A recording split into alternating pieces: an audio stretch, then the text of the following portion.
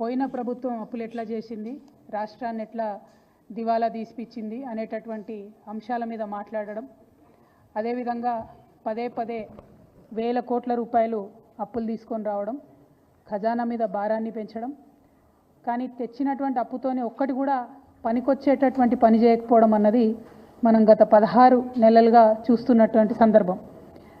అంతేకాకుండా మన రాష్ట్రానికి సంబంధించినటువంటి గౌరవ ముఖ్యమంత్రి గారు నిన్నగాక మొన్న మాట్లాడినటువంటి మాటలు కూడా మనందరం కూడా చూసినాం.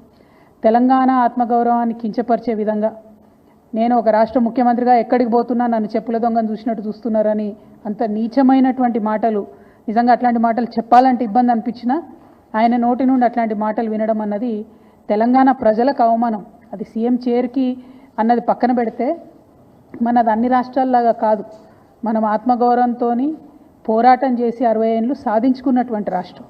అటువంటి రాష్ట్రాన్ని ఎంత గౌరవప్రదంగా మనం కాపాడుకుంటే అంత బాగుంటుంది. కానీ తెలంగాణ ఆత్మగౌరవాన్ని కించపరిచే విధంగా ముఖ్యమంత్రి గారు మాట్లాడడం బాధాకరం. అయితే ముఖ్యమంత్రి గారి మాటల వెనకాల ఆక్రోశము, బాధ వేరే ఉన్నది. ఏంది వేరేది? మొన్ననే మనం చూసినాం, 400 ఎకరాలు కంచగచ్చిబౌలి భూముల్ని కుదోబెట్టి 10,000 కోట్ల రూపాయలను అప్పుగా తీసుకొని రావడం జరిగింది. యావత్ ప్రపంచం ముందు తెలంగాణ పరువు తీసినటువంటి ఉదంతాన్ని కూడా చూసినాం. అక్కడ ఉన్నటువంటి నెమళ్లను, చెట్లను అన్నిటినీ నాశనం చేస్తే ప్రపంచవ్యాప్తంగా ఉన్న పర్యావరణవేత్తలందరూ కూడా బాధపడ్డ విషయం చూసినాం. మరి ఎందుకంత పట్టుదల? ఎందుకు ఆ భూములు అమ్మాలి? ఎందుకు 10,000 కోట్లు తెచ్చుకోవాలి అంటే ముఖ్యమంత్రి గారు కంప్లీట్గా ఆలోచన ఏంటంటే, తెలంగాణ రాష్ట్రంలో టీఎస్ఐఐసిలో, ఇదివరకు టీఎస్ఐఐసి అన్నాము, ఇప్పుడు వాళ్ళు టీజీఐఐసి అంటున్నారు, ఇండస్ట్రియల్ ఇన్ఫ్రాస్ట్రక్చర్ డెవలప్మెంట్ కార్పొరేషన్లో 1,75,000 ఎకరాల పైచిలకు భూమి కేసీఆర్ గారు జమ చేసి పెట్టిండ్రు.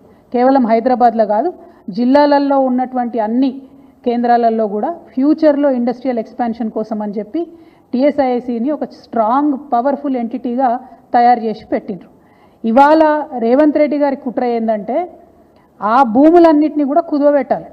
కంచెగచ్చిబౌలి శాంపుల్ మాత్రమే 1,75,000 ఎకరాల తెలంగాణ వ్యాప్తంగా ఉన్న భూముల్ని కుదవబెట్టడానికి ఒక మంచి కుట్రపూరితమైనటువంటి స్కెచ్ రేవంత్ రెడ్డి గారు తయారు చేసుకున్నారు.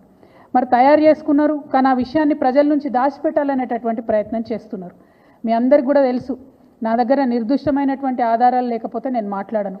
ఇవాళ నా చేతిలో ప్రభుత్వం ఇచ్చినటువంటి జీవో నంబర్ 12 ఉన్నది. GO number 12.